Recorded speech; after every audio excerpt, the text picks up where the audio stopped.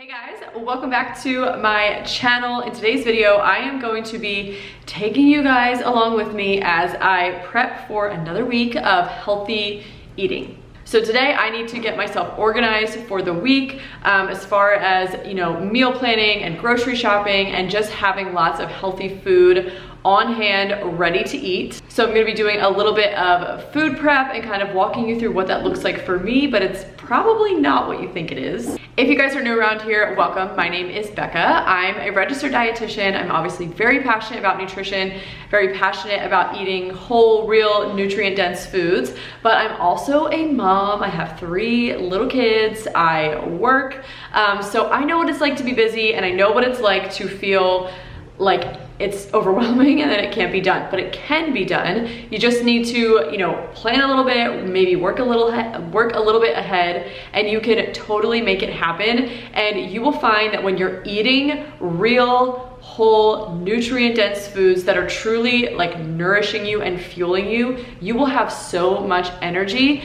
that you will want to do this regardless, because it's going to be like how you literally get by. So today I need to get myself situated for the week. Pretty much every week I sit down and I come up with a little bit of a meal plan to figure out what we're gonna be eating for the upcoming week. So the very first thing I'm actually gonna do is I'm gonna take you guys outside with me to our freezer where we keep meat. We get just about all of the meat that we eat from local farms, and we just freeze it, which is really nice because it's high quality. I've done a whole video on how to like shop from local farms or farmers markets, which I can link that in the cards. But it's super convenient to be able to just pull out meat that you want for the week. I usually do it all at once so that it can just slowly defrost, and we're gonna eat all of that within the next few days, like minimum a week, so it's not gonna go bad, but everything is out, and then I kind of figure out what I'm going to make that week based on the meat, like cuts of meat that I pull out. Okay, so headed out to our barn. This is where our big chest freezer is. Can you see me? It's so dark. This is also where our barn cats live. Hello, Jim. Are you just lounging, taking a nap in this stroller? Must be nice. They seriously live the dream. I don't know where Dwight is, but here's Jim. Okay, so here she is. Here's our freezer. So we are getting, honestly, kind of low. We need to do like a major restock. There's like some random vegetables and stuff in here, but I have a bunch of ground beef. There's just like some steaks and whatnot. So different cuts of meat. I think there's like a lone 1 salmon fillet in there. But so I'm just gonna pull some stuff out. Again, we're getting kind of low. And I don't think we have any pork left. There's no chicken in here. So we need to do a restock, but we're gonna work with what we got, pull some stuff out, see what we can come up with. Okay, so here's everything I pulled out. I did find some pork. So we've got bacon. This is ground pork. I grabbed some ground beef. I grabbed 2 of those. And then this is a rump roast, which I've never actually cooked before. So that'll be kind of fun to figure out, but pulled out a bunch of meat. So we'll be good for the next several days. Okay, and then another thing that I like to take out just so it can start to defrost is bone broth. So down here, this is bone broth that I made, chicken stock that I made. And I usually just stick it in the freezer because sometimes we don't use it right away and it does, go bad after several days. So I usually just stick it right in the freezer. And then I have no specific plan of how I'm gonna use this, but chances are at some point this week, I will cook rice or make some kind of soup or probably roast that meat. So it's nice to have bone broth. And I have more in the freezer. I can always take more out and defrost it more quickly, but I just think it's always a good idea to have some in the fridge in case I want to use it. So just pull out one of those ahead of time so it can start defrosting for whenever I need it. Hey guys, I just wanted to take a quick second to tell you about my nutrition and intuitive eating program, Mindful Eating Made Simple. This program is all of my knowledge, education, tips, expertise, experience, all in one place, where I teach you everything you need to know about not just nutrition, but also how to eat in a way that is healthy and balanced for the lifelong. I am a firm believer that you need to be equipped both with robust nutrition knowledge that makes sense, that can be applied to your daily life, but also understanding how to eat intuitively, because I believe that that is the only way to enjoy eating, but not go overboard and be able to maintain health and vitality through your lifetime. So if you are just done with being on a cycle of dieting and trying this diet and that diet and failing and trying again and all of that nonsense, or maybe you're just trying to eat healthy, but you find nutrition confusing or you find it stressful and you feel like you kind of end up turning it into a diet in itself and you just can't do it in a way that is relaxed and sustainable and balanced, then this program is for you. I will personally be here to hold your hand and walk you through as you build on this new knowledge and make these changes. My mission is to help women feel confident with healthy eating, but without the complex. And that is exactly what I do in this program. So I will leave a link down below if you are ready to join me inside the program. And maybe you're still on the fence. And if that's the case, I would highly recommend taking my free mindful eating mindset masterclass, where you are going to start to learn how to break down that diet mentality, how to eat healthy for the long term in a way that's balanced and sustainable, and also avoid some of the most common mistakes people make when it comes to healthy eating. If this sounds like something you are needing in your life, I so hope to see you inside the program. I want to help you make the changes that are actually going to give you your freedom back, give you your life back, and allow you to eat in a way that has both enjoyment but nourishment at the same time. Okay, so now I need to go through and actually plan out what we're going to eat for this week. So I always plan out our dinners for the week. Breakfast, we are on like the same rotation of, 6 or so things, 5 things that we eat, and it's this, we pretty much just keep that the same each week. So breakfast is super easy. I always know what I need. Bo is keeping himself busy over there while I do this. But then lunch is just more so we throw things together based on what we have, leftovers in the fridge. I might make something like, maybe chicken salad or egg salad or something like that we have that we can kind of base meals around. But the biggest thing for me is planning out our dinners. Planning really helps me because at the end of the day, I don't want to be like fretting over what we're going to have. Although I will say I've been very inspired recently. There's a podcast that I recently discovered and have been listening to. I'll link it down below, but they like do the exact opposite. They're all for like, eating real food, especially eating in season. And they just, stock their freezers with meat and they buy whatever produce is in season and they have like a pantry stocked with staples, which is kind of what I do. But they don't really plan. They just, get creative every day and they kind of experiment and have fun in the kitchen. And that is definitely something that I don't really do. I don't really have much room for like experimentation and expression, as they call it. But I have been very inspired recently and I would love to be the kind of person who's just like, pulled out some meat, we've got a bunch of, veg available or whatever, and I can just like whip something up. So I feel like that's definitely like a muscle you need to kind of like work up if you're not used to cooking in that way. So I'm gonna try and be more that way, but for now, planning things out is really helpful to me. So that's what I'm gonna do now.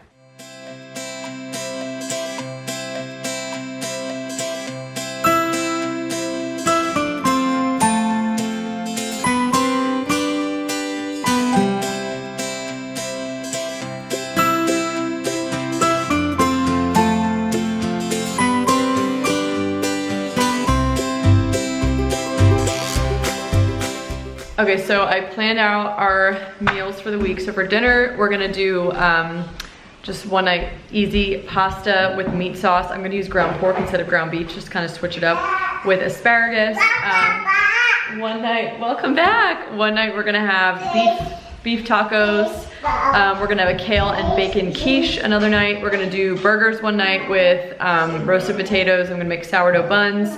One night we'll have sourdough pizza. One night we're gonna do that beef roast. I have carrots in the fridge. We'll make some mashed potatoes.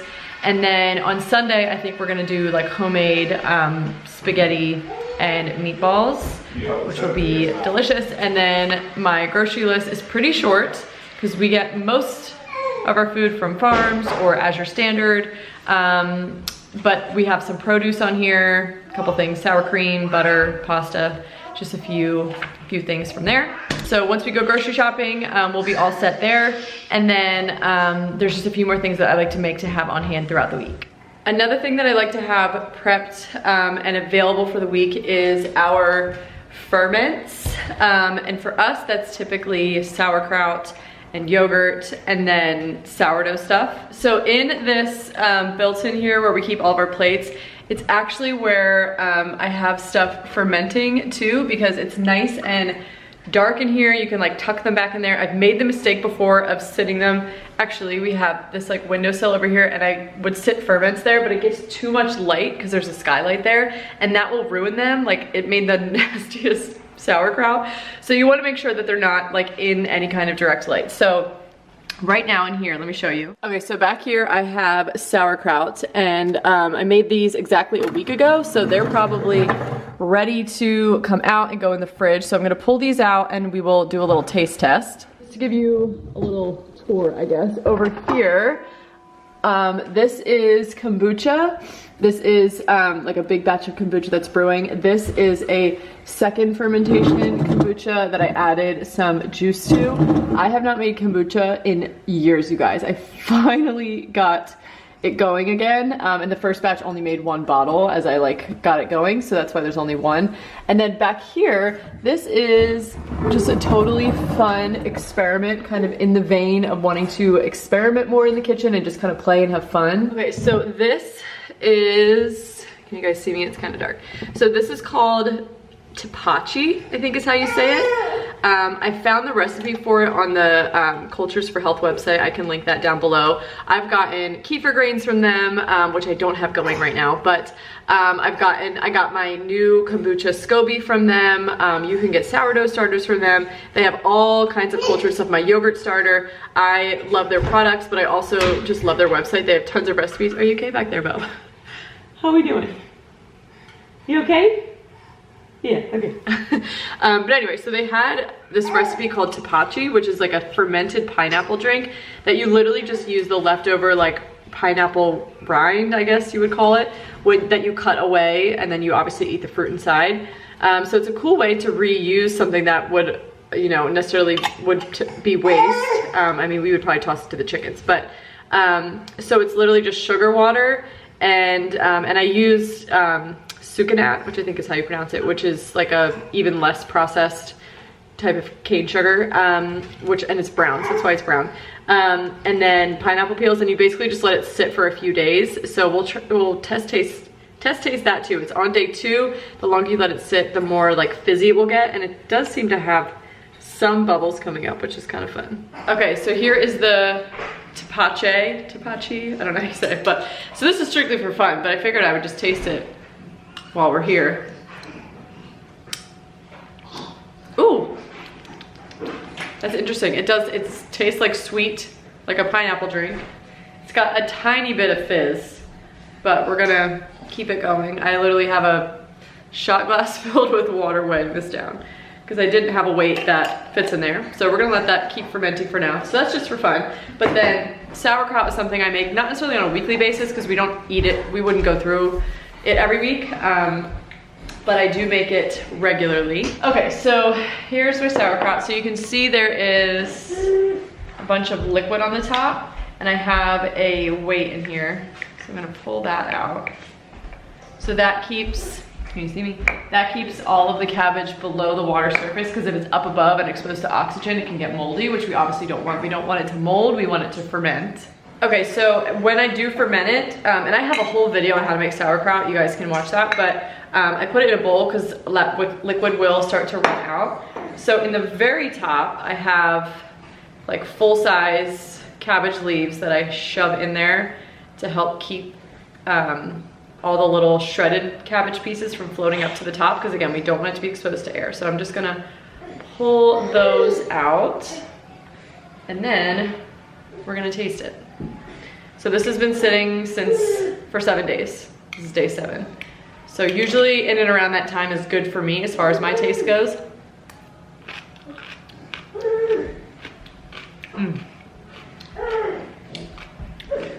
So good. So, so good. If you don't like sauerkraut, but you like pickles, then you need to try making it this way, because it tastes almost identical to pickles. If you've tried sauerkraut from the store and you thought it was disgusting, it may have been sweetened. I think sweetened sauerkraut, personally, my taste, is disgusting. Do not want to eat it. But this, I could literally eat jars of it. It's so good. But now that it's done fermenting, what you do, so I took my big cabbage leaves out, I took the weight out, and then I'm just gonna take this lid, and when it's fermenting, I just put the lid on like that, because you want some air to get in there. You don't want it to be airtight. But now that I'm putting it in the fridge to store it, I'm gonna actually put the lid on tightly, put it in the fridge, and that will basically slow the fermentation down to almost nothing. So if it's sitting in your fridge for a few weeks, it will continue to get even more sour, but it won't be a huge difference. By putting it in the fridge, you're essentially preserving it. The next thing I'm going to get going as I'm kind of prepping for the week is I'm gonna make some yogurt, because we are super low on ours, so there's not very much yogurt left in here. We mainly use yogurt for smoothies. That is the main way that we eat plain yogurt. So I make it in the Instant Pot. I shared this in my Instant Pot video a little while back, but basically I have, trying to do this one-handed, I have 4 cups of whole milk in here, and then I just put on the lid, and then I hit the yogurt button and I let it come to a boil, which should get it to about 180 degrees. Okay, so I just plugged it in. So I'm going to hit the yogurt button until it says boil. And then it's just gonna do its thing. It's gonna bring it up to temperature. And then when it's all done, I'll check that it did get up to about 180. We'll let it cool down. We'll add in the starter culture, and then it can ferment. Okay, so the Instant Pot just beeped. It is done boiling. So I've got a, excuse me, a food thermometer here. I'm just gonna make sure that it got up to 180 is what we're looking for. And yep, we're at 180. So now we're gonna let it cool down, because what you do is you basically, so that's milk, right? Just heated up milk. But then what you do is you add a little bit of yogurt to it, which is gonna be your starter culture, which will then ferment that whole batch of milk into a batch of yogurt. But if you put it in now, that's way too hot. It's going to kill off all of the good microbes in here that are going to actually carry out the fermentation. So we don't want to do that. So we're gonna let it cool down. I'm just gonna let it sit until it's about 110 degrees. You could also stick it in like an ice bath, big bowl with ice water, and that will cool it down much more quickly. But I'm actually going to, let me grab this. While that's cooling down, I'm gonna do another thing I need to do, which is feeding my starter. Hold on, I'm getting a phone call. Okay, I'm back. So I've got my starter here. So I'm gonna feed my starter because tomorrow I will be making our sourdough sandwich bread. So we are down to just a few slices of our favorite, just whole wheat, like fresh ground flour, sourdough sandwich bread. I shared this in my last like sourdough starter, how I use it video. But I'm going to feed my starter, get it nice and bubbly, so that tonight I can get the dough all mixed up. It will sit in the fridge overnight, and then I will be able to bake it tomorrow. That is definitely a staple for us every week. Ever since I discovered this bread recipe, it's from Melissa K. Norris's handmade book. I can link it down below. It's so good. It is like our favorite. I've tried a lot of sandwich breads. Most of them are just like not that good. So we would just continue to buy like, you know, bread from the bakery section, which is fine, you know, but homemade sourdough, very simple ingredients, is my most ideal. And I've been able to, the past couple months now, we've just eaten this, we haven't bought bread in a couple months. So that to me is a huge win. So anyway, I'm gonna feed my starter. That's something I do all throughout the week, but making bread is something I do every week to really set us up for the week to have healthy, wholesome sourdough bread to eat, and my whole family loves it.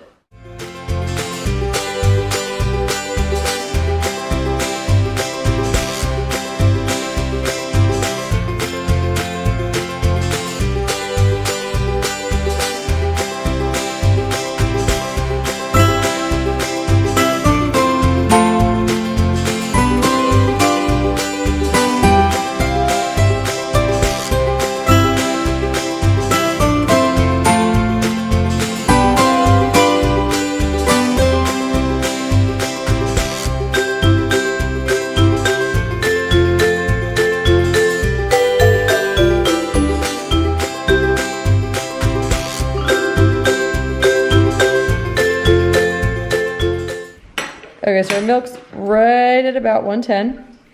So now, here is the yogurt from the last batch.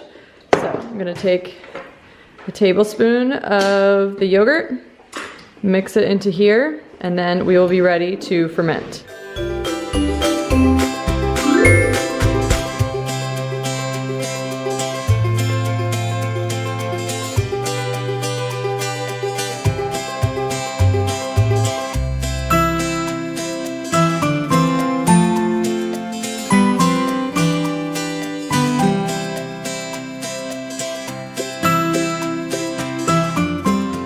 Okay, and then the last thing that I'm gonna do, we did pick up some berries at the store. These are just organic blueberries.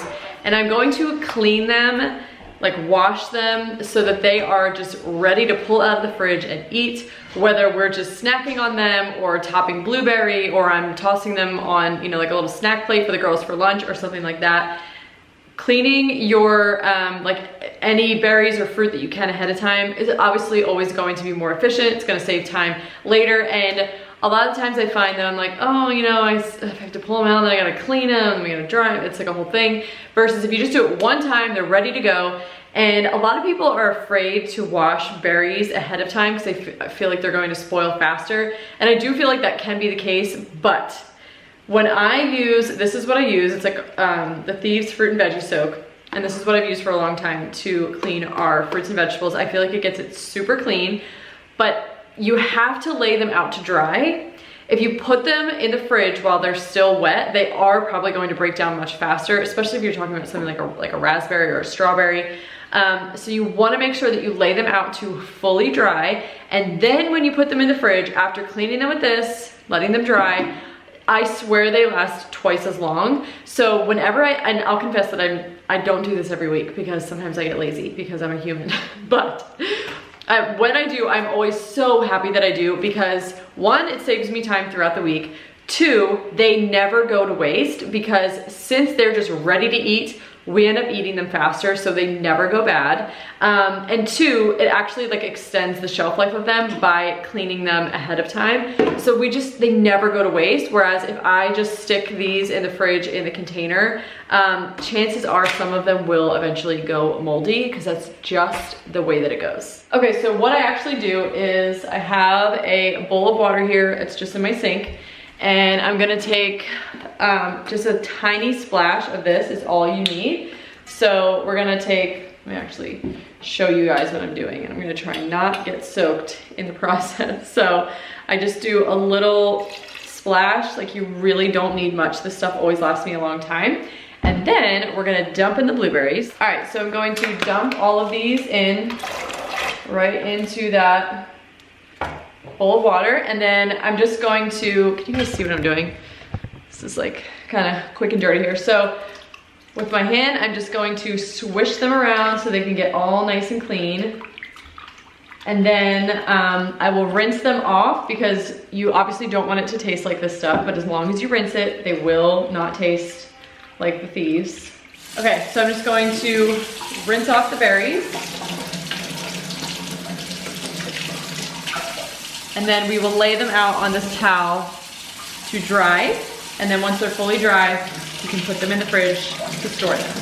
All right, there we go, all nice and clean. Just gonna let those dry, and then they'll be hanging out in our fridge, ready to eat whenever we want them.